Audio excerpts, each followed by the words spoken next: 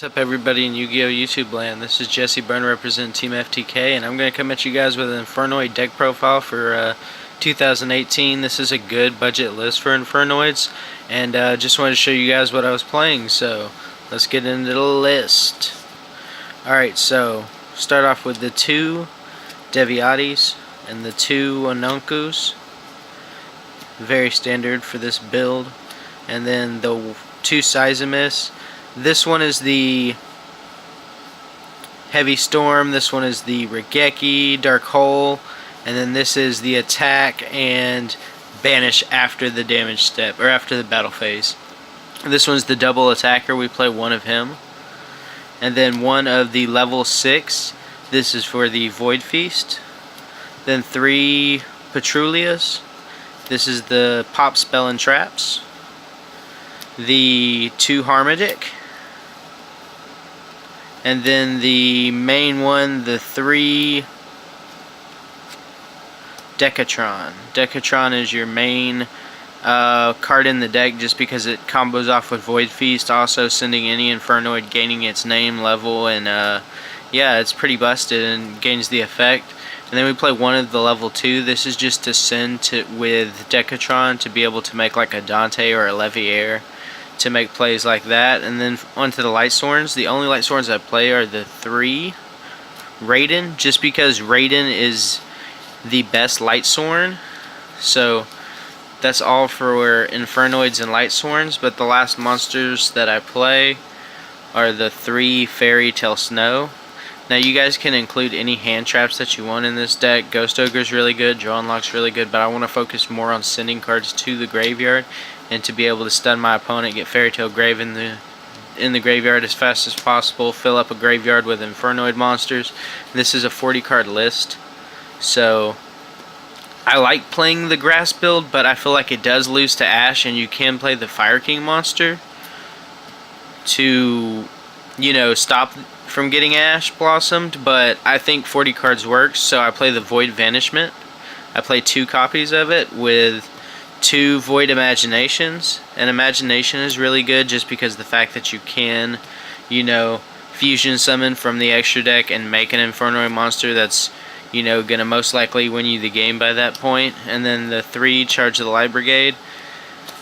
I do not play the other Light Sworns or the Light Sworn Spell and Traps just because I feel like Raiden and Charges are the only ones that you really need. And then I play 2 Twin Twister and 2 Pot of Desires. And then 1 Regeki, 1 for 1, Foolish Burial, and then Reasoning. I wish this card was still at 3, especially for Infernoids. I played it back in the day in Monarchs as well when it was at 3, and it's just a really good card. It's one of my favorite cards in general, is Reasoning.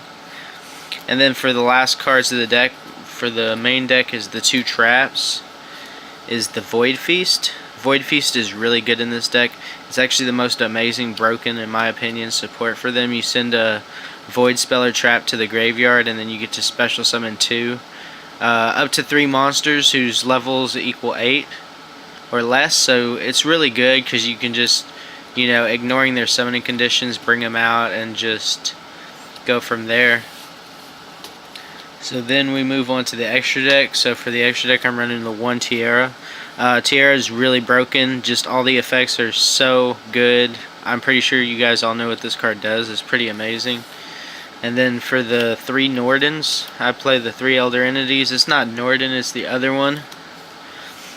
But this combo in the deck is really good because you will send 3 off of the Void Imagination to make this, and then you'll pop 3 cards on this side of the field, so it's pretty good. And then the 2 Minerva, just because you can make Minerva a lot, and you can also make 8s a lot in this deck. So you'll just make this as a rank 4, and you'll be able to mill cards into the graveyard and just get your plays going. Then 1 Sea Serpent Leviair and 1 Dante to mill even more. Onto the Synchros.